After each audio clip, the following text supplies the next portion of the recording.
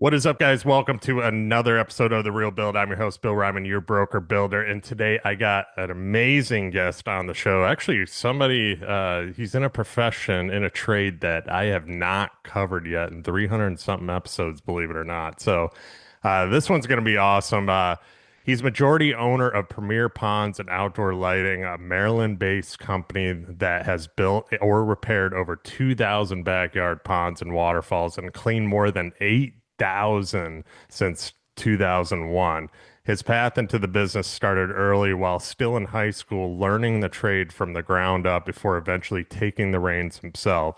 He became a majority owner in 2021 under his leadership. Premier Ponds has been named Pond Company of the Year twice and holds Aquaspace certified contractor status. He has even built a showcase koi pond in his own home so prospective clients can see the company's craftsmanship firsthand. So we're going to talk about that.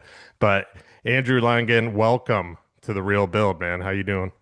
Bill, good to be here. Thanks for having me. Excited to chop it up today and see what kind of value we can deliver. Yeah, man, I'm excited to have you on. Like we were talking about before the show, I haven't really covered anybody in your business, and it's very unique. And I think it's a niche business that you don't see much of it, but it's definitely a necessity. And looking at some of the stuff, and I encourage everybody that listens to this to go check out your website. I'll tag it in all the descriptions and everything too. But some of the stuff you're doing, man, it's pretty amazing. But I want to go into let's talk about that backyard pond you built in your own house here. Talk about that a little bit, the features, what you're doing, and then we'll kind of go into how you got into this business. Yeah, so actually at our property here, which we use as our headquarters, I have four water features, some of them practical, others for training, and then my own two. And my kids love my water features, as do I. But in this day and age, it's so timely. Pull them away from the screens, out of the house, get them out back to nature. I just think it's super important. And I'm sure we'll dive in a little more in the podcast of how we intend to get more kids in touch with nature in this day and age. I love that, man. You talk about like pulling kids away from screens, getting in touch with nature. Let's hit on that a little bit too. Um, a lot of kids, like you go out to restaurants, you just see them on phones, iPads, whatever. You go, they're really not engaged. They're not talking. I mean, growing up as a kid too, I used to play outside all the time. My parents would be like, I mean, we had video games and stuff. They'd be like, no, go outside and play, and then you'll get, a certain amount of time on the video games. Nowadays, you don't really see that, and I don't know if it's a secured, sense of because of security and stuff like that with parents, but also like kids are just so with the technology, the shows, the fast colors and cartoons on. I mean, I have a son now, he's almost 3, and we're cautious of what he watches too, because some of the stuff you can tell, like it'll automatically come on and he's just like, in a daze, like it just glued to it. And we're like, yeah, we're not gonna watch that one too. So talk about like what you're doing. You just talked about pulling kids kind of out of that and having places to go. I think that's important. That's why I want to highlight it right away.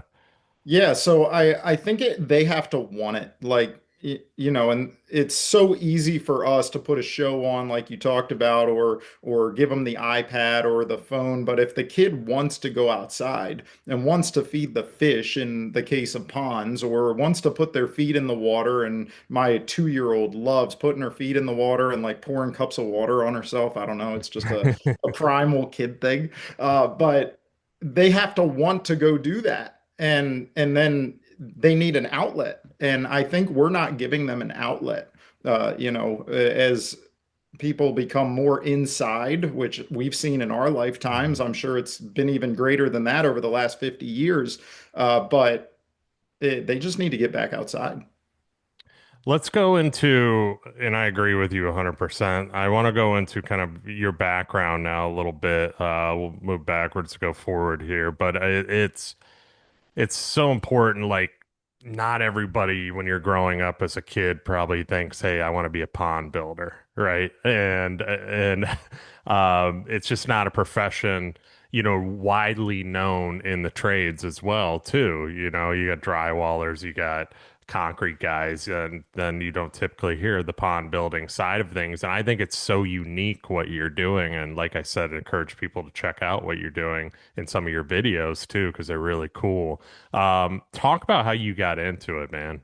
I had a friend in high school, and we were on the dive team together. We did springboard diving, Okay. and I took him home one day, either after practice or after school or something. And I pulled into his driveway, and he lived in this, 10,000 square foot beautiful home. I was like, "Oh my God, what do your parents do for a living?" And he told me his dad had exited a swimming pool business before. And I was like, oh, that's really interesting. Like, I need to meet this guy and need to know what he knows because I'm in high school. I'm ambitious. I don't know what I don't know, and like I just wanted to get around the right people. So anyway, fast forward a little bit. All my friends are taking like warehouse stocking jobs for 12 bucks an hour, that sort of thing. And he's hiring. And I found out through my friend that he was hiring for the summer. And he was like, "Do you want to go work for my dad?" And I said, "Yeah, like I don't even care what he's paying. I just want to meet the guy, learn what he knows because he lives on a beautiful estate, and I want to see kind of what there is to learn." So I took that job, and that was 2007, the day after I graduated high school. I started with him. I worked that job every summer through college. I graduated in 2012 and then became a full-time guy after that. Awesome, man. And what was kind of going into that too? So just so people know, his name, background wise, Steve Shinholzer, right? So Yes. he was the one that kind of taught you what you know today. What was one of the things early that he taught you that you still lean on today? I would say the biggest thing he taught me was money isn't scarce. And, at the upper ends of society, like the way we think about money is not how they think about money. And opened up my perspective because I think a lot of contractors, and I'm sure you run into this all the time, they come in with a terrible scarcity of what they think the customer is willing to pay. And what you're willing to pay or what you think the customer is willing to pay is not what they're willing to pay. So, he helped open my horizons and see that, people are willing to invest 5 figures in an oasis in their yard, whereas the way I was raised, that would never happen. I mean, that was off the table completely, but he just opened my horizons, that's all. I love that, man. And going into that a little bit too, like figuring out that people are willing to pay for a superior product or a better experience, right? I just had this happen actually the other day where we were, competing against competition as far as a client looking at builders. And he asked me, he goes, we're higher priced. And he goes, you guys are a little bit higher priced than your competition. He goes, can you explain to me why? And I told him, I go, it's the overall experience we deliver with the people that are here. I was like, I have great people on this team. They're going to make sure that you get an amazing house. I go, you have access to every single one of us, direct access, all our phone numbers, everything. You get a superintendent on your job who I guarantee, will love. You get a design coordinator as well. It's just, we give a lot more in what we provide too, but it's also the reputation that follows us as well. And with you guys too, I mean, what I say, 8,000 ponds clean, 2,000 done, like, or built, like that's insane, man. And give yourself credit where credit is due because obviously you have a good reputation. I don't know how much competition you have. We can talk about that. Um, but I'm sure no matter what the competition and what you just said there, that you're delivering a superior product than everybody else. So we have actually a lot of competition in the form of landscapers. Like we're in a Okay. weird pocket where ponds are sort of cultural here. They have been for many, many years. There was a company called Lily Ponds that was just, 30 minutes down the street from us, and they've been around for 100 years. And they put in a lot of features, and then landscapers have put in a lot of features over the years that are failing or weren't built properly or you name it, all the same stuff you probably see in your profession. And where we fit in is really not building you a brand new pond, although we do that as well. We really usually are coming into a pond that has a list of problems, and the homeowner wants it fixed as efficiently as possible. And we're taking a failing system and rebuilding it so that they can enjoy it for another 30 years. Talk about that process a little bit, just for the people listening from like start to finish. Let's do like somebody wanting to build a pond from scratch, Yep. like you did at your house. What's that process? How do they know they are getting, the price they should be, and then also from there, like that process of how you build them to the final outcome and the maintenance too. Sure. So I guess starting at the very beginning of the process, we put all our projects online for you to see. So we have a catalog of literally now thousands of videos of projects that have happened of all different shapes and sizes. So if you contact me and say, "Hey, I have a pond that's about this big and I need, my filters don't work and blah blah blah," I can actually send you a video and say, "Hey, here's a project we did last year that is pretty similar to what you're describing to me. I want you to watch it, understand it, and then let's have a conversation about if that makes sense for you." So they're already getting that kind of intro as to what we do and how we do it, and as well as meeting the team via video first. So then when price comes into it, which we have all over our website as well, calculators and such, there's no surprises. They know who's showing up in their yard. They know what process is going to take place, and we're just trying to be as absolutely transparent as possible. Love that, man. And as let's go into the building side of it too. Now, as your construction starts, communication, all that, how's that all happening? Yep. So before we start the job, you're dealing usually with either Mike or I. It is possible you're dealing with one of our guys. If they've cleaned your pond in the past, then they kind of take over your account and can facilitate builds through that. But if you're brand new to us and you want a pond built or renovated, you're dealing with either Mike or I. We're the two owners.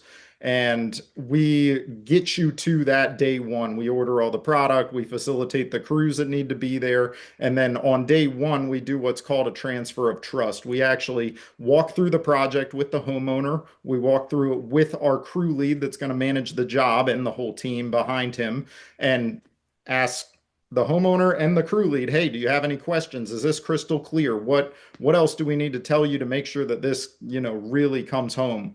And everybody says we're good, and then they're off to the races. They no longer need us to micromanage that project, except in a few cases where either Mike or I's expertise is needed, and they get to run with it. So then they get to own that project, they get to own that client relationship, and that gives them more incentive to do a good job because they want to maintain that pond for a long time.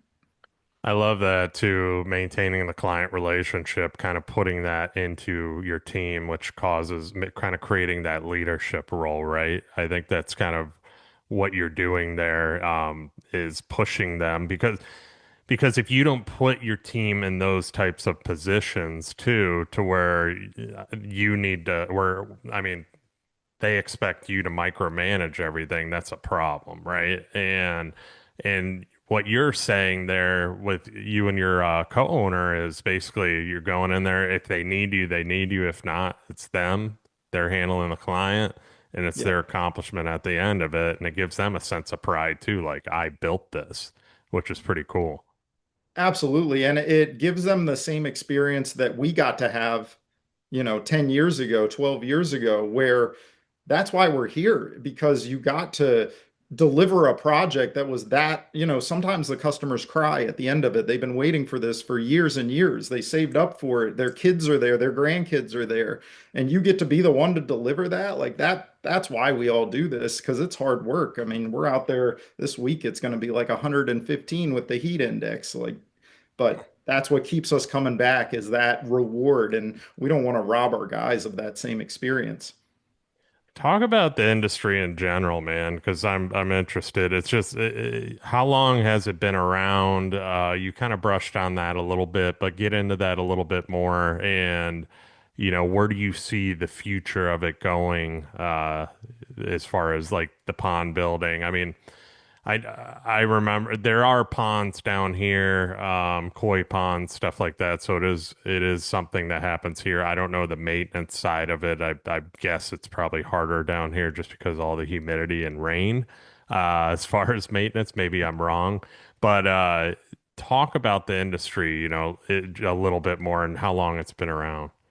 Yeah, so the industry's been around a very long time, and I'm probably not the most qualified to talk about the whole history, but it's been around a very long time, and it was the Wild West until about the early 90s. And in Okay. the early 90s, a lot of things were done with swimming pool technology, and they still are for people that don't know.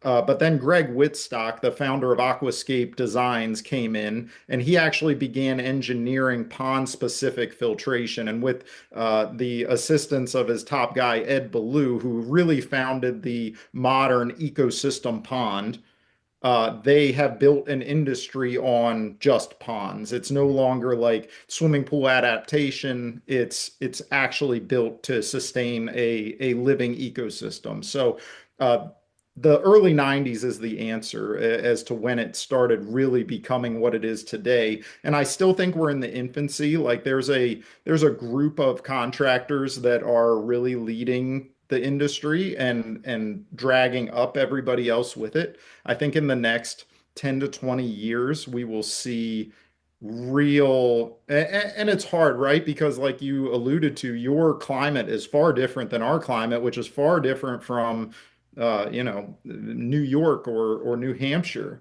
So it kind of changes region to region, as does landscaping in general. Um, but I think we will see a normalization of industry standards over the next 10 to 20 years, driven by this group of early adopters that is really putting out a lot of great content and educating the masses as to what a pond can really be. Go into the maintenance side too, because 8,000 ponds cleaned, right? Yeah. That's got to be a huge part of your business in general. Obviously, you build them and then you maintain them, which is amazing in general. And obviously having the people having the trust in you to continue to do the maintenance side of them as well. So talk about that a little bit and how often they need to be maintained, just so people know. So maintenance is what I saw when I started buying shares of this business as the under leveraged part of the whole industry. I don't think like back in 2016 when I began buying shares, no one was really doing it well or Mhm. at scale. And so I had a vision for that, and we're beginning to really execute on that vision now.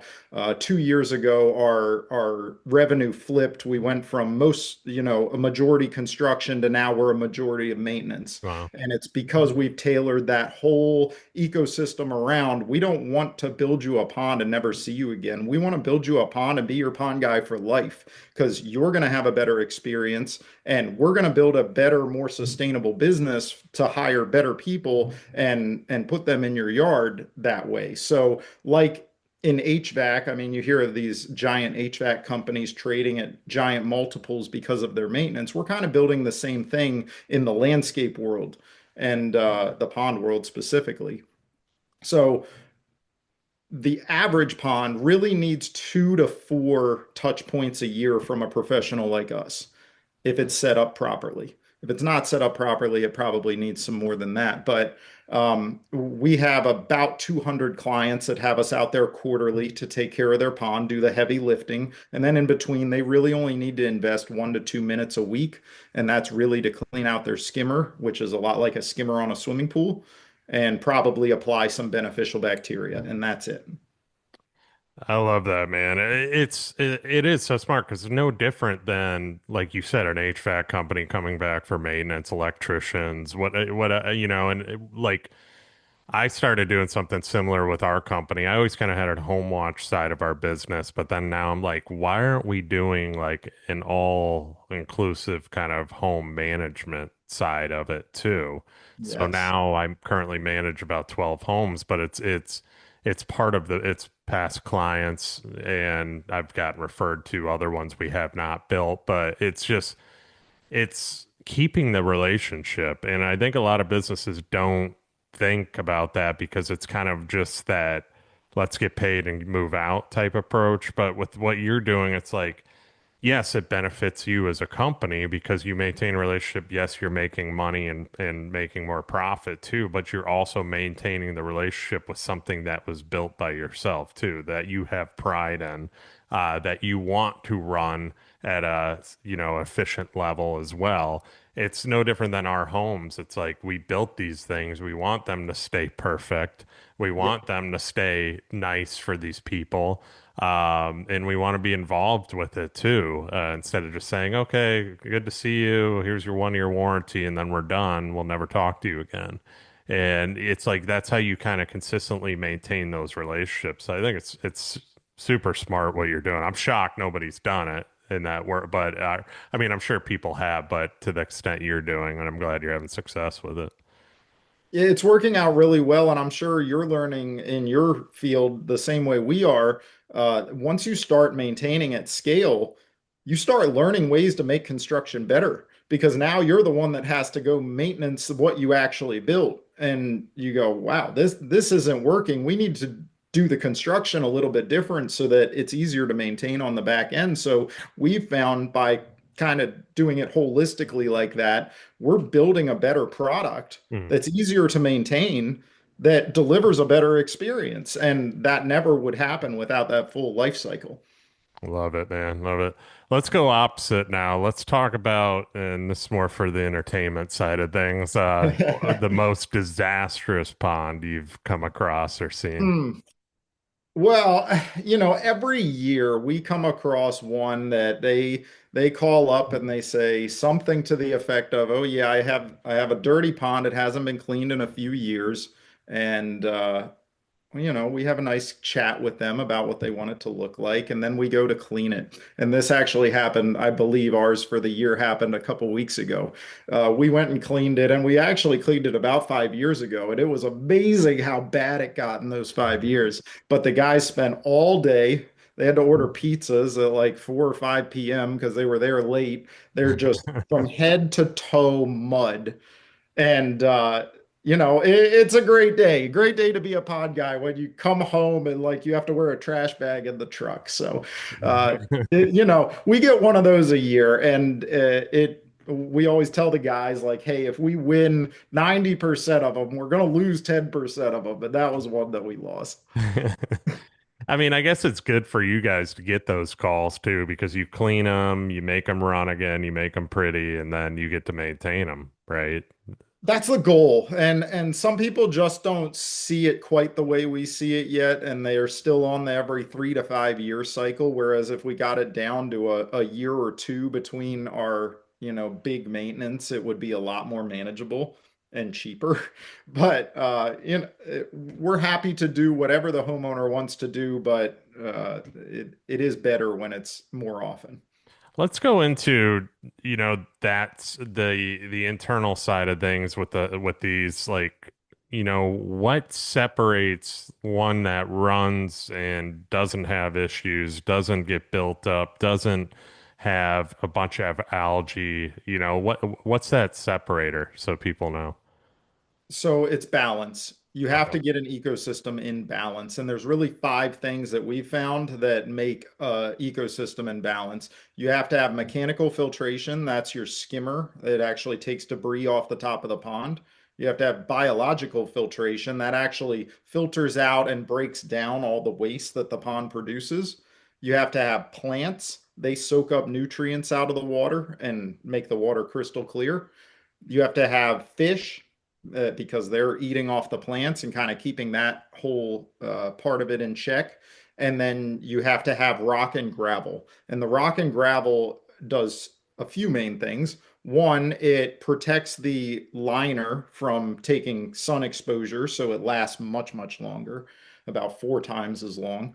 It's attractive to look at, and it traps and breaks down suspended particles. So if you don't have rock and gravel and you get some, let's call it pea soup algae in your pond floating around, it's going to look kind of junky. But if you have rock and gravel, it has a nook and a cranny to attach itself to. That rock and gravel is breeding beneficial bacteria. breaking it down through the nitrification cycle, and you're left with a more symbiotic ecosystem. So those five main components, if you're missing one, and most oftentimes it's not enough aquatic plants. Hmm. People will underplant ponds just chronically because they haven't figured out how, a good way to grow plants. And that's a ever increasing part of our business is properly planting ponds and just delivering an insane result within a couple months as the plants begin to take off because it just clears the water up completely. Since this stuff's insane, man. Like it's great. Like I love listening to stuff like this too. That's why I love doing this show. It's so interesting. Um, so with the aquatic plants, let's go there. So that's part of you plant those, then you fill basically, and then those plants basically live underwater clearly. Yes, so there's two types of water plants. Well, there's actually three types, but we mainly deal in two types. There's marginal, which need, a little bit of water over top of them. They're like your cattails, your things like that. And then there's your deep water. Those are your lilies. There's a few other varieties, but lilies are the main one that you would see. And we're looking for a 50 to 70% plant coverage in a Okay. properly planted pond. And that's kind of dependent on sun exposure as to how much we really want. Um, but we have a 30 by 30 plant pond out back here that has no filtration on it. It's where we propagate all of our aquatic plants that end up going in ponds, and it stays crystal clear. So Wow. the proof is right there out back if anybody ever questions it. And tons of different varieties. We actually a couple years ago got a specific plant lady who is just an artist in the aquatic plant world. And one day we might team up, but for right now, she's a very useful subcontractor to us and designs custom plant packages here and there, but also provides us with amazing stock to put in our customers' ponds. I'd love to hear how she got into that It's a wild business. journey, I can tell you that. Talk about the pondless waterfalls. I saw those on your website too, which are pretty cool. So talk about that a little bit. Yeah, so Aquascape, somewhere in the year, I'm gonna guess 2000, early 2000s, decided that they didn't need an ecosystem with every project. You could just have a recirculating waterfall. And so they coined the term pondless waterfall, but really it could be pondless anything. It could be a fountain, it could be just a small splashing pool of water for kids. But it's really just a decorative feature, doesn't sustain life and just recirculates. And the beauty of the pondless waterfall is that it holds most of its water underground. And the reason that's important is not being exposed to UV rays. It doesn't bloom algae like a pond might if it's not set up properly with the proper controls on it. This stays way more stable because that body of water is underground, kind of hidden from debris, hidden from UV rays, and it's really able to be a super low maintenance water feature. I have one right next to the front door of my home. I throw a teeny tiny bit of chlorine in it every couple weeks, and that's about all I do to it. That's awesome, man. How many ponds and stuff do you have at your house? I'm curious. Four. Wow. Four, yeah. So we have our training pond, we call it the demo pond. We have our big plant stock pond, that's 30 by 30. Then I have my Wow. personal pond that all my guys call the veranda pond. And then I have a pondless water feature, entryway feature by my front door. That's cool, man. How the personal pond, the veranda pond, how big is that? It's actually smaller than you would think. It's Uh, on average about 7 feet wide because it's in a raised planting bed that I built it in. And then it's 24 feet long. So it kind of wraps around, we call it the veranda because the previous homeowner called it the veranda. But it wraps around this outdoor space and it really cool. It was the only thing I knew I was going to do to this house when I bought the house. Probably pretty relaxing back there on the It's veranda. the best. One of my dreams was to sit by the pond and watch college football. So I put a big TV up out there, and that's just my spot in college football season. You know where to find me. Love it, man. Love it. Let's go into your the leadership side, you and your partner and kind of having this larger team. behind you and putting in the trust. We kind of touched on it earlier to talk about how you've gotten to where you are with your team, the training, the leadership, the being able to let them kind of go in and execute these things. I think it's important to highlight that, especially if somebody is looking to build upon. They need to somebody like yourself that has a good background and leadership. They should be looking into that as well, not just the overall dollars and process too. So talk about that a little bit. I'll start really at the beginning. So I'm a civil engineer by education. So construction management was my first um, specialty, and then I also studied hydrology and studied soil. No. So that's kind of where I came into the picture. And then my partner Mike is an architect, so he really has a design eye. He also worked a masonry job prior to going into the architecture world. So he's very good at like laying stone and concrete work, things like that, which we don't do a lot of concrete work, but he's very good at it. And so we've each trained guys on our team who are now the executors, and they get to train the next generation, and then they get to train the next generation. And this is kind of how the company was set up by the founder, Steve. He had a genius mind for how to build a construction maintenance company. So we've just continued following the game plan, and we're hiring good, motivated young men, really, and training them, and then they're bringing in people that they like and trust, and they're training them, and the system just keeps building. Love it, man. I think I think having your experience and then also giving them the opportunity to learn on their own, like we talked about, not micromanage every single move they make is a huge plus in what you do. So I commend you on that. We have a similar approach. I think the old school approach in construction was kind of always micromanage, kind of see everything, want your hands and everything.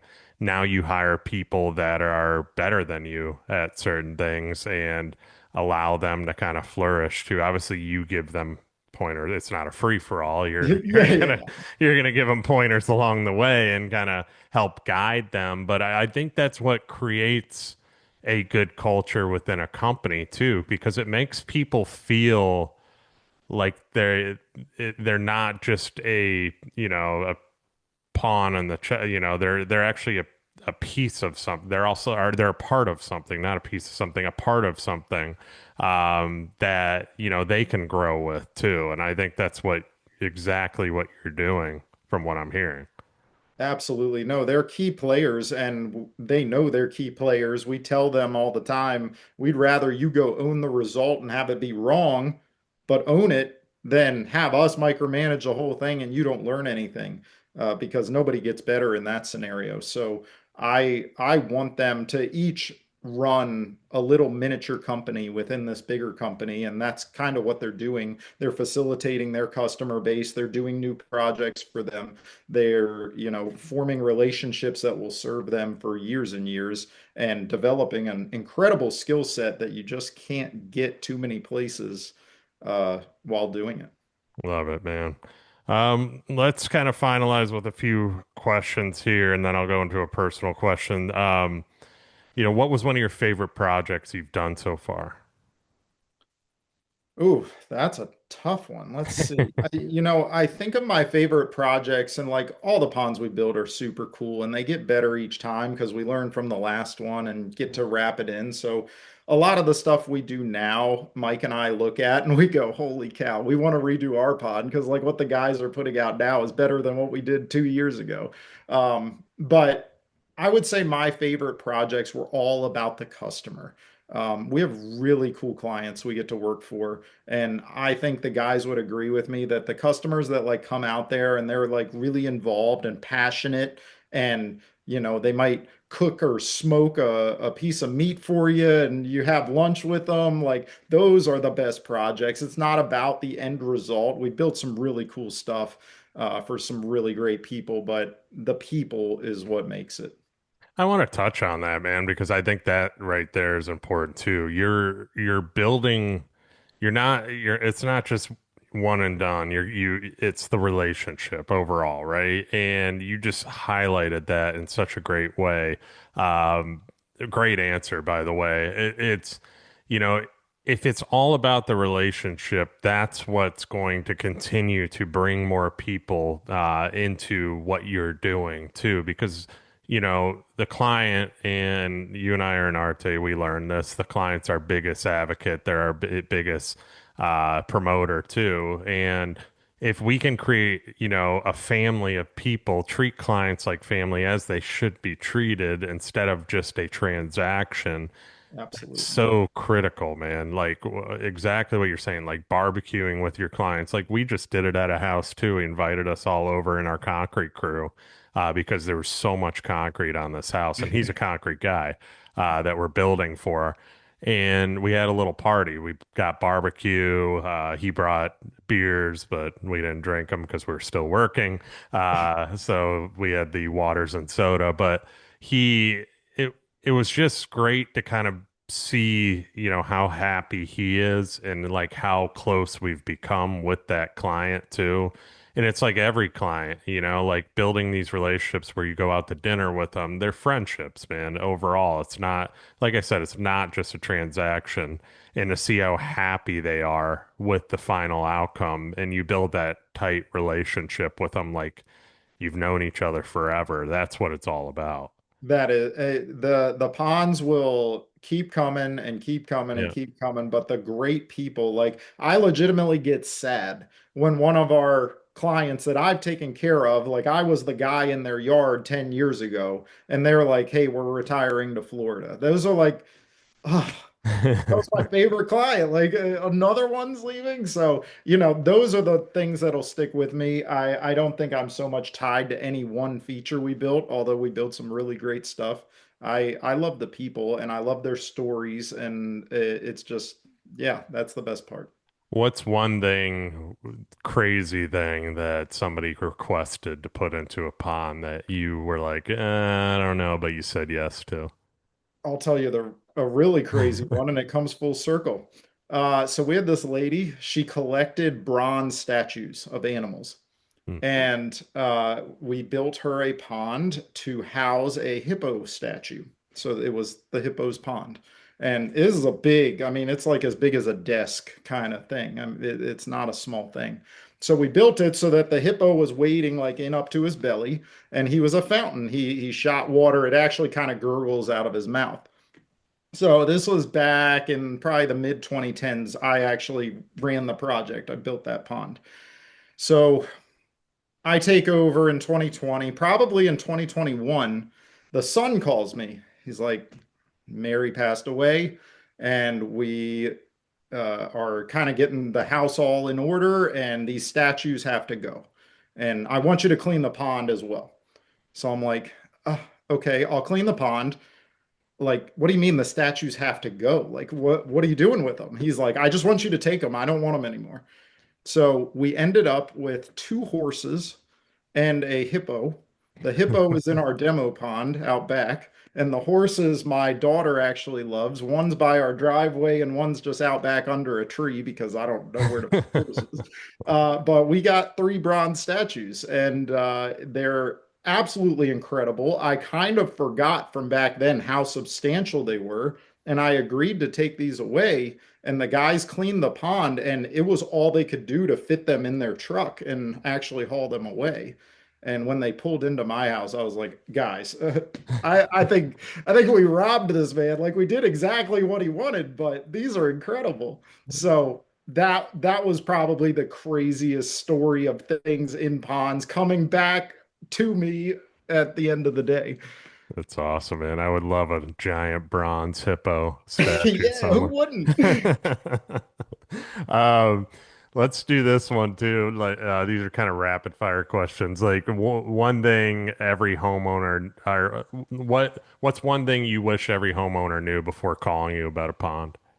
Oh gosh, there's no real set industry guidelines. It's not like hiring a home builder where you're going to have an inspector out there every day or, at every stage of the project to check and make sure they're doing it right. You need to go see what this pond builder can do before you hire them, because we lose a ton of bids to people that are a third of our price that are going to cut every corner, and we're just going to see you in a year or two anyway. Mm. So I have to let the market take its course, but I really, uh, it hurts to see the industry kind of take that hit, because that's another water feature that is putting a bad taste of water features in people's mouths when it doesn't have to be that way. Going into that a little bit, man, it does suck to see people do that and go to the cheaper person and, that does half the job and ends up with a horrible quality. But in the end, the long term, and actually ends up benefiting you in a way because they do come to you. I mean, it hurts them, unfortunately, and you wish that they would just spend the money up front, but it's a hard lesson, unfortunately, that people learn. It's in the home building world too, man. And I think that's why when like I sell our homes, I always say like a lot of the stuff behind the walls is the things that matter too. And Yeah, we're yeah, doing it all. yeah. We're going these extra miles that people don't see, just so we can support the longevity of your house and how it's built. And that's why the name on the house, the Ryman name, is so, such a big deal because these houses last. Our houses don't fall apart. Plus the relationships like we talked about earlier. So, I mean, it's kind of the unfortunate thing, like you talking more about it with you. It is an unfortunate thing, but then again, later on, I think a lot of people do learn and they say, yes, I should have gone this way. And then they end up coming back to you, but then they have to spend more money than they would have originally. So I And think, it's different. Like if you build a house, you kind of have to fix that house. It's your yeah. house. I mean, I guess you could sell it, but somebody has to fix that house. A pond, they can decide this is not at all what I wanted and just fill it in. And that's a customer gone for life from the whole Mm, ecosystem because they had such a bad experience. true. And they didn't have to have that experience if they had just, you know, vetted their builder a little bit better. Well, it's stuff like this too, and being able to people to hear you and how you are and your company is too, that maybe it not maybe it will sway some decisions.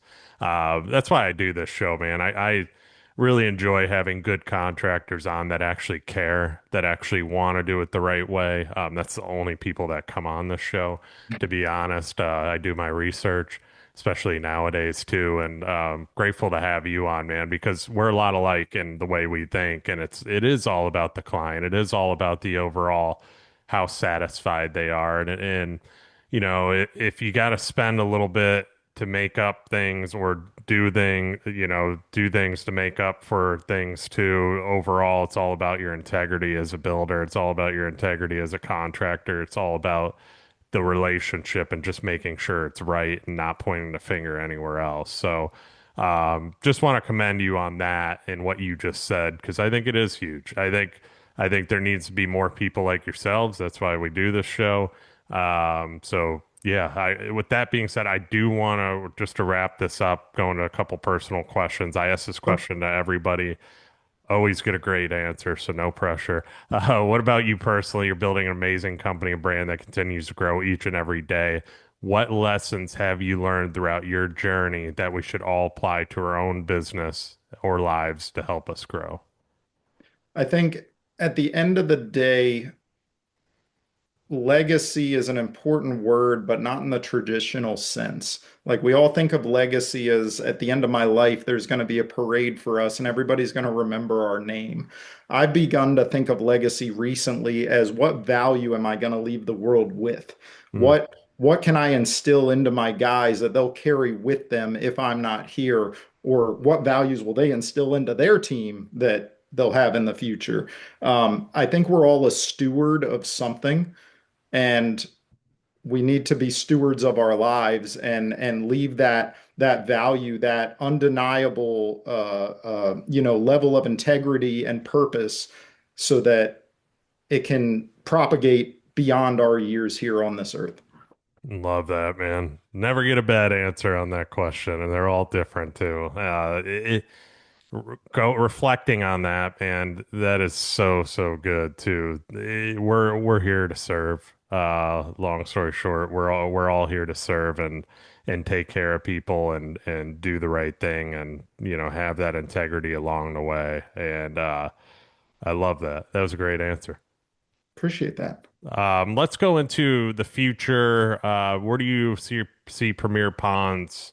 Probably have you on in 5 years from, hopefully sooner than that, but 5, 10 years from now, who will you be? Clean 25,000 pods. No. Uh, Probably the way your numbers are now. Yeah, they are compounding quickly, aren't they? I truly see us staying a bit boutique.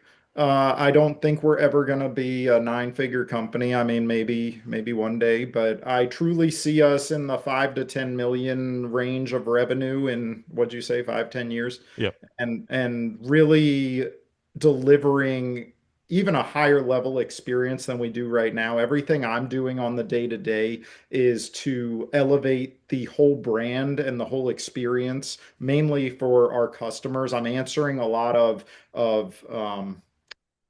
kind of individual questions like, "Hey, can you do this for us?" And where our answer used to be no because it doesn't fit the system, now our answer is, "Well, maybe we can." Let's figure that out. I just sold a job last week. It's actually a maintenance contract, and I would not have taken this job 2 years ago, even. But using Claude and AI to help me, I actually built a backbone of monitoring because it's basically built like a swimming pool. And we're going to take care of this property that I never would have. So I'm figuring out solutions to more complex situations that were outside of our box, and that elevates the whole brand because it allows us to reach more people. It allows us to provide a better experience, solve bigger problems. And I think that's really where we're headed. We're going to double from here, but then we're really going to niche down and provide that concierge level service. I love it, man. I want to end with this question, and I'm bringing this question back to the show because it's what the show's all about. What exactly do people need to look for when building a pond, cleaning a pond, or any kind of pond maintenance? And why should they hire Andrew in Premier Ponds as their go-to pond company of choice? This is the absolute hardest question for us to answer, and it's why we built a social media conglomerate to show all of it. So you don't have to guess what it's going to be at the end of your project. You can go watch a video of a very similar pond and what we did to it to show you, because the best way I can do is show you. I mean, I can have you over to see my pond, but I'm out there every day tinkering around. It's not really an accurate representation. I would love for you to go see a client's pond. And in fact, for some bigger projects, we usually do three pond stops on of our clients, ones that have us do the maintenance, but we're not out there every day, and say, hey, this is what it really looks like on a random Tuesday in July. Like it's great. And that is the proof in the pudding. Like we can put it all online. You can see it in person, and that's why you should choose us, because what we say is what we actually deliver. Love it, man. Andrew, this has been awesome, brother. So, so good. Where can people find and connect with you?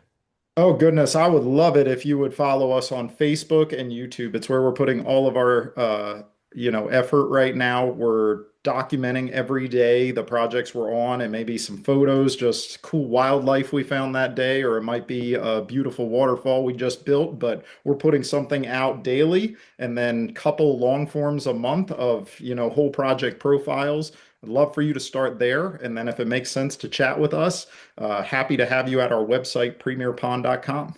Your stuff is awesome. I highly, highly recommend people going out and checking it out too, because you guys are really doing a good job of showcasing kind of the journey of everything that you are doing too, man. This has been great. Really appreciate you. Can't speak highly enough of you and what you're doing, man. We relate a lot. in how we run our businesses. And like I said, I just want to highlight great people, and you are one of them. So keep doing it, man. I have no doubt you're going to get to where you said you were going to go and beyond too. I know you want to stay small and boutique, but I don't see that with how your mindset is. So, Well, I appreciate that, Bill. And what you're doing is super important as well. I think educating the contracting community and homeowners on what the standards should be, because we've lost standards yeah. somewhere. And maybe we have for a long time, but I'm really starting to see it now being a homeowner and somebody who's fixing up an old property. The standards just aren't what they should be. Yeah, and that's why we're here today, man. So hopefully people can see that there are contractors out there that actually do care. And so can't say that enough about you, and keep doing what you're doing, man. You'll definitely be coming back on here in the near future. So appreciate you. Look forward to it. Thanks, Bill. Awesome, guys. And thank you all for listening. You guys know the routine. Like, share, comment, subscribe. Go on YouTube, check out all past episodes. 5-star reviews on iTunes. We need more of those. And with that being said, we will see you guys on the next episode.